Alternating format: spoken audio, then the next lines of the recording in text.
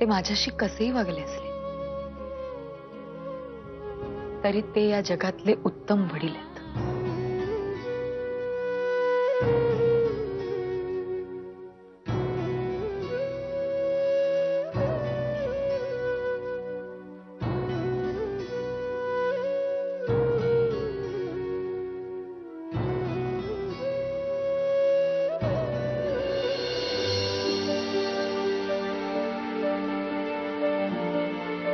तू खरंच ठरव मंजिरी, तुला नक्की काय करायचं ते.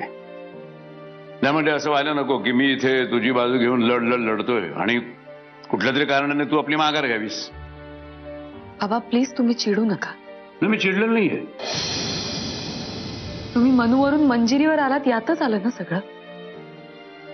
एवढं कळतं ना, पण माझी कळकळ नाही कळत तुला. तसं नाहीये बाबा. पण काय, जो माणूस एका आईला तिच्या मुलीपासून तोडू शकतो तो जगातला सगळ्यात चांगला बाप असं कसं काय म्हणू शकतेस? हा नाही, कदाचित मी चुकत असेल. म्हणजे आयुष्यभर एक चुकीचीच डिक्शनरी घेऊन फिरत होतो बहुतेक. बऱ्या वाईटांची व्याख्या मला कधी कळलीच नाही ना. बाबा प्लीज प्लीज मला समजून घ्या ना तुम्ही. सत्यजितवर मी मनापासून प्रेम केलंय, आजही करते मी. पण प्रश्नच मिटला. मग प्रश्नच मिटला. जर तू अजूनही त्याच्यावरती मनापासून प्रेम करत असशील मग हा सगळा खटाटोप कशा करता करायचा सांग ना. ज्या दिवशी तुला बापाच्या घरच्या पाहुणचाराचा कंटाळा येईल त्या दिवशी मला सांग. त्या दिवशी मी तुला तुझ्या नवऱ्याच्या घरी जाऊन सोडू घे. पण काय, मी पण बाप आहे का तुझा? आता यापुढे तू आणि तुझं नशीब असं नाही म्हणू शकत ना. तुझे क्लेश पाहून जीव तुटतो माझा. हा, तुझ्या नवऱ्यासारखा चांगला बाप नसेल मी कदाचित, पण मी ही बाप आहे आणि तुझा बाप आहे याची जरा जाणीव ठेव.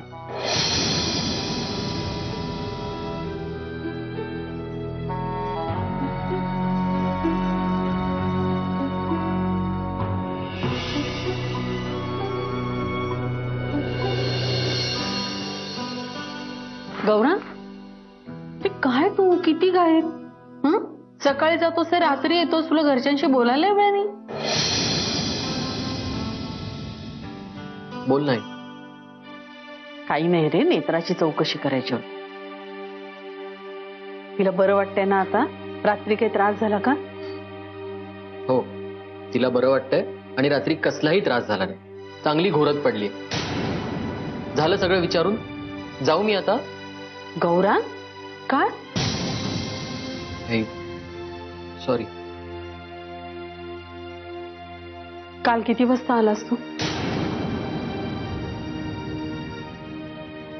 झाला थोडा उशीर, म्हणजे एक वाजलं. 1 वाजता? काय एवढा उशीर का झाला? मी तुला सांगितलं होतं ना नेत्राला बरं वाटत नाहीये, जरा ये, तिची काळजी घे. आई काळजी घे म्हणजे काय करू? हा, तिच्या उशाशी बसून राहू का? काय हरकत आहे? बायको आहे तुझी ती. तिला बरं नाहीये म्हटल्यावर तू थोडी चौकशी नको करायला? अरे नवरा आपली काळजी घेतो म्हटल्यावर बायकांचं निम्म दुखणं दूर पळतं. असं करू नको रे गौरा, एवढा वृक्षपणा बरा नाही. अरे तू आता बाप होणार आहेस, बायकोची थोडी तरी काळजी घ्यायला हवी ना तुला. आई काळजी घ्यायला हवी बरोबर आहे, पण तेवढी लायकी आहे का तिची? मी बाप होणार या गोष्टीचा आनंद आहे मला. पण आई मी कसं विसरू की जी बाई माझ्या बाळाची आई होणार आहे त्याच बाईमुळे माझ्या दादाचा संसार मोडलाय.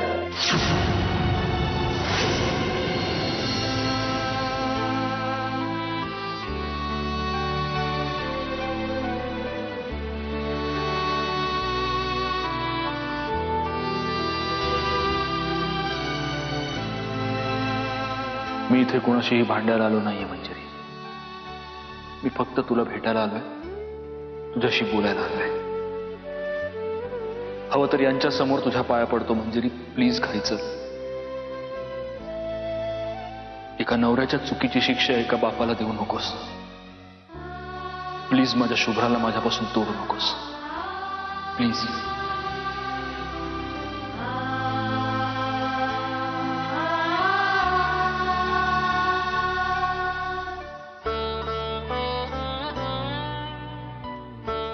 मंजिरी, मला माफ कर ना प्लीज. मी आता काय केलं ना तुझा राग शांत होणार आहे? तू मला हवी ती शिक्षा दे, पण प्लीज घरी चल मंजिरी, प्लीज. आणि ही माझी मुलगी मंजिरी. याच का मंजिरी मुधोळकर? तुम्ही चुकता मिस्टर गद्रे. मंजिरी पृथ्वीराज सरनाईक.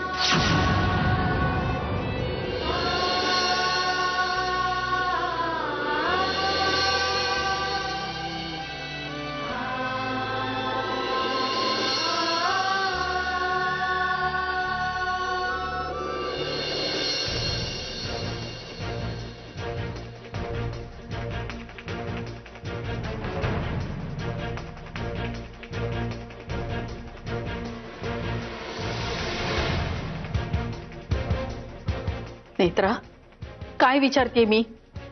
गौरांग सांगतोय ते खरंय? नेत्रा, काय विचारते मी? हो आई.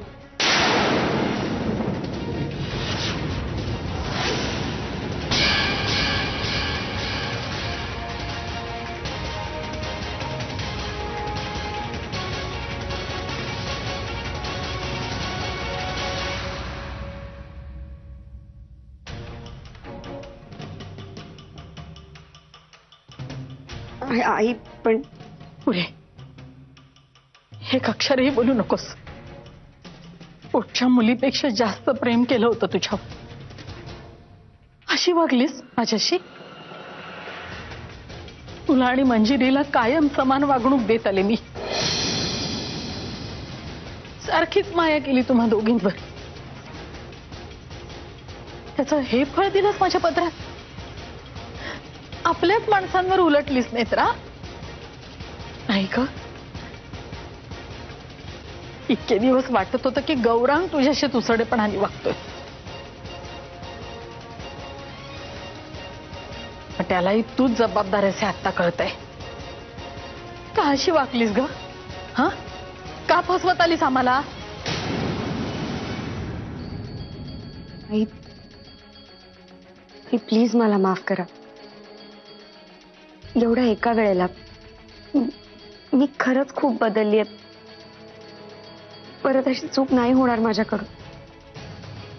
तू तोंड वर करून बोलू नकोस नेत्रा. गौरांग, तू यामध्ये पडू नकोस. अगं पण आई, प्लीज एवढं कर माझ्यासाठी. हे बघ बाई, तुला माझ्या मुलांनी लग्न करून या घरात आणलंय. आणि आता तर तुझ्या पोटी माझं नातवंड जन्माला येते. मी नाही तुझा निवाडा करू शकत. काय निवाडा करायचा आहे ना, तो सत्या करेन.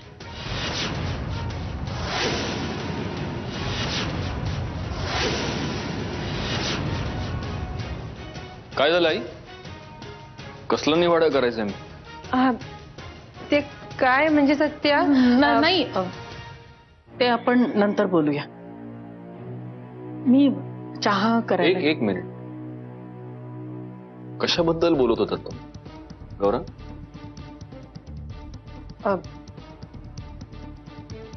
मी सांगते दादा. माझ्या हातून एक खूप मोठा गुन्हा घडला आणि त्याचा न्यायनिवाडा तुम्ही कराच आज. कारण मला खूप कंटाळा आलाय रोज तिळते शिक्षा भोगण्याचा. त्याहीपेक्षा जास्ती गौरांग स्वतःला जो क्लेश करून घेतोय त्याचा. तू मला स्पष्टपणे सांगशील का नेत्रा, नेमकं काय झालंय ते? दादा, तुमच्यामध्ये आणि प्रियामध्ये जे काही होतं ते मला खूप आधीपासून माहिती होतं. मी या घरात आले तेव्हा तुम्ही माझ्याशी जसे वागलात, मला घराबाहेर काढलात. नंतर मला ऑफिसला यायलाही बंदी केलीत. माझा इगो खूप दुखावला गेला होता आणि मग ह्या सगळ्या गोष्टींचा वचपा काढण्यासाठी किंवा तुम्हाला अद्दल घडवण्यासाठी मी म्हणजे तुम्ही त्या हॉटेलमध्ये जाणार आहात हे मला आधीच माहिती होतं. प्रियानेच मला बेशरमपणे सगळं सांगितलं होतं आणि मग मी एका माणसाला तिथे पाठवून ती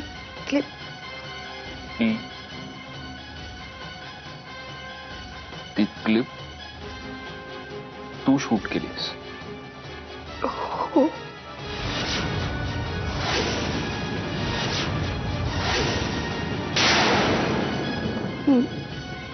मला माहिती आहे की मी खूप मोठा गुन्हा केलाय दादा. तुम्ही सांगाल ती शिक्षा घ्यायला मी तयार आहे.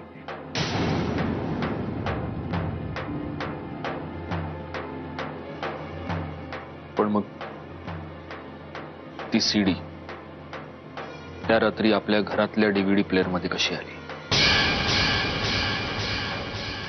ते खरंच मला माहिती नाही. माझ्याकडून ते फुटेज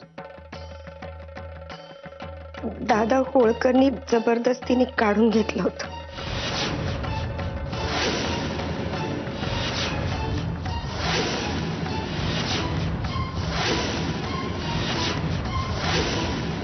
मला खरं तर त्यावेळी जाणवलं की माझ्यातून केवढी मोठी चूक झाली. मी गौरंगला सगळं सांगायचा प्रयत्न केला पण खूप उशीर झाला होता. तोवर मंजिरी वहिनींनी ऑलरेडी ती क्लिप. दादा मला माहिती आहे आता मी पश्चाताप करून तुमचं तुटलेलं नातं परत जोडलं नाही जाणार आणि म्हणूनच तुम्ही द्याल ती शिक्षा भोगायला मी तयार. बाबा रागवलात माझ्यावर? मी रागवावं असं काय केलंस का तू? तसं नाही. तुम्हाला हवं तसं मी वागत नाहीये म्हणून. फक्त मला हवंय म्हणून काही करणार असेल तर त्याची काही गरज नाही.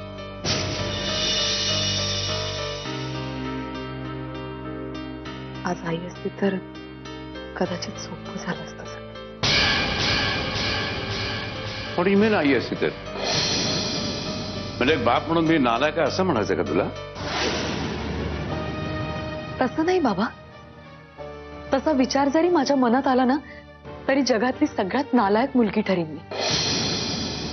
मला फक्त एवढंच म्हणायचंय की आई असती तर तिला माझ्या मनातला गोंधळ कळला असता. कसला गोंधळ? कशाचा गोंधळ?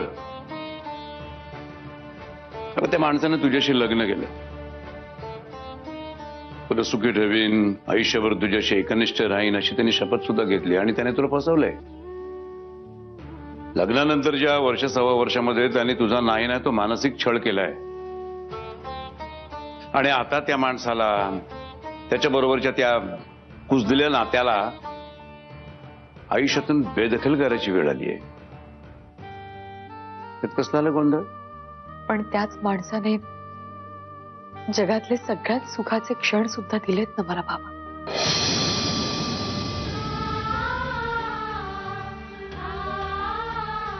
पण असे क्षण तो तुझ्या नकळत अनेक जणींवरती उधळत होता. हे कसं विसरतेस तू?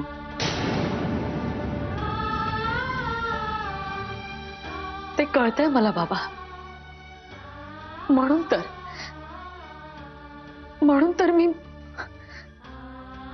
माझा खूप गोंधळ उडालाय बाबा. तुम्हाला वाटतं तितकं सोपं नाहीये. एकदा तुम्ही माझ्या बाजूने विचार करून बघा, म्हणजे कळेल तुम्हाला. ते माझ्याशी कसेही वागले असतील, पण मी तर माझं सर्वस्व त्यांच्या हवाली केलं होतं. माझ्या आयुष्यात सुखाची, आनंदाची जी काही स्वप्न मी मनाशी रंगवली होती, त्या प्रत्येक स्वप्नात सत्यजित होते. आणि हे सगळं असं कागदावरच्या एका सहीने कसं काय पुसून टाकू मी बाबा?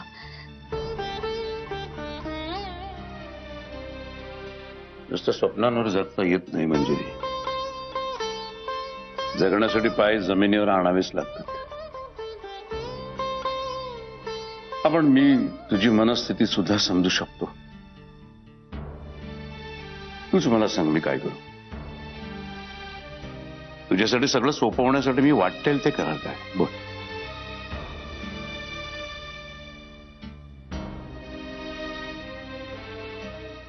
एक भेट हवी आहे त्यांच्यासोबत, ज्यांच्यामुळे आयुष्यात हा पेच निर्माण झालाय. मला वाटतं त्यांच्याशी बोलले की सुटेल तो. भेटायला गेलेस तू त्याला, तर तो तुला बाय हुक कर क्रुक. तसं नाहीये बाबा, नाही होणार तसं. सत्यजित बरोबर स्वप्न रंगवणारी मंजिरी खूप भोळी होती, आणि आता तुमच्या समोर उभी असलेली मंजिरी तितकी भाबडी नाही राहिली.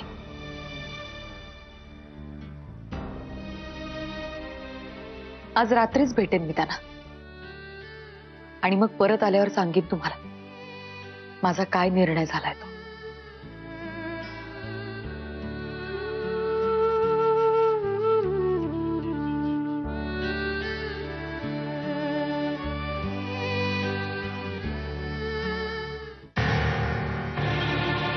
नेत्रा, बस बस बस.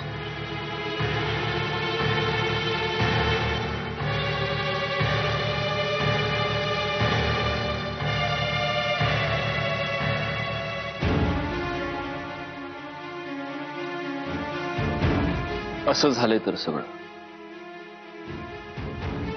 आणि आता याचा निवाडा मी करायचा. आई,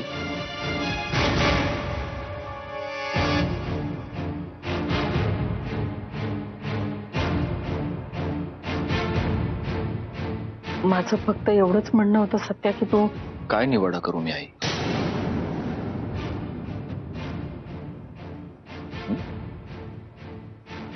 काय निवाडा करू हिचा? तू सांग गौरव. नेत्रा आत्ता जी शिक्षा भोगते त्यापेक्षा मोठी आणि वेगळी कुठली शिक्षा देणार आहे तिला?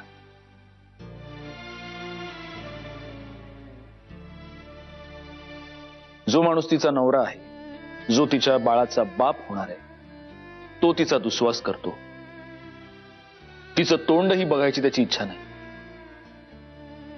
त्याच्यापेक्षा वेगळी शिक्षा मी काय देणार तिला?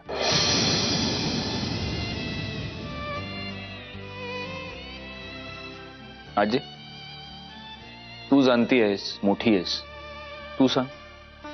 माझी तर मती बधीर झाली आहे बघ सत्या.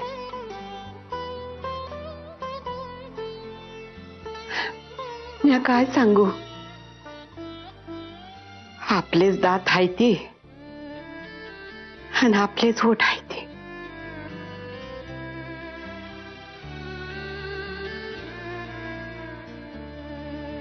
नेत्रा, पश्चात्तापानं झालेलं नुकसान भरून निघत नाही, हे खरंय. पण पश्चात्ताप हीच सगळ्यात मोठी शिक्षा असते. आणि या क्षणाला माझ्यापेक्षा जास्त चांगली ही गोष्ट कोणालाच कळू शकत नाही.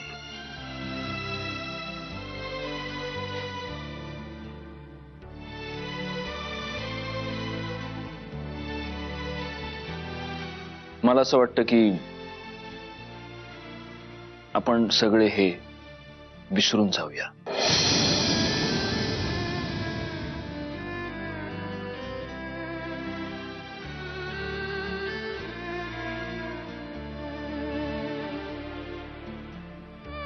कायमचं विसरून जाऊया.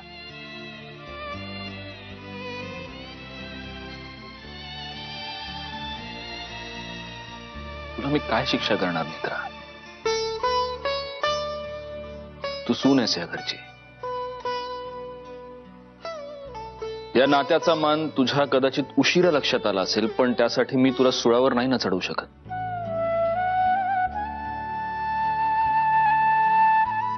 आणि माझ्या तुटलेल्या नात्याचं खापर मी तुझ्या एकटीवर का फोडू? जी काही माती खायची ती मीच खाल्ली ना. गौरांग, जर या एका कारणानं तू आत्ता जसा वागतोयस तसं नेत्राशी वागत असेल तर प्लीज थांबव. अरे तिला गरज आहे तुझी, जप तिला. नेत्रापेक्षा आणि तुझ्या होणाऱ्या बाळापेक्षा आत्ता कुठलीच गोष्ट महत्वाची नसली पाहिजे तुझ्यासाठी. माझ्या आणि मंजिरीच्या संसाराचं काय करायचं ते आम्ही दोघं बघून घेऊ. आमच्या मोडलेल्या संसाराच्या चितेवर तू स्वतःचा संसार पोळू देऊ नकोस.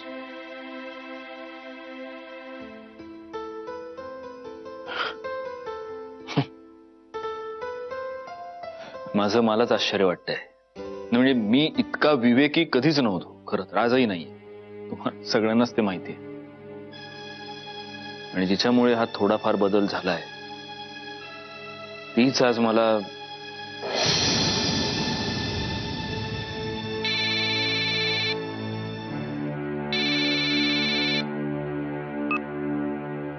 हा बोल. तू इथे ये आत्ताच्या आत्ता. काय झालं? प्रश्न नको विचारूस, तू ये आत्ता. बर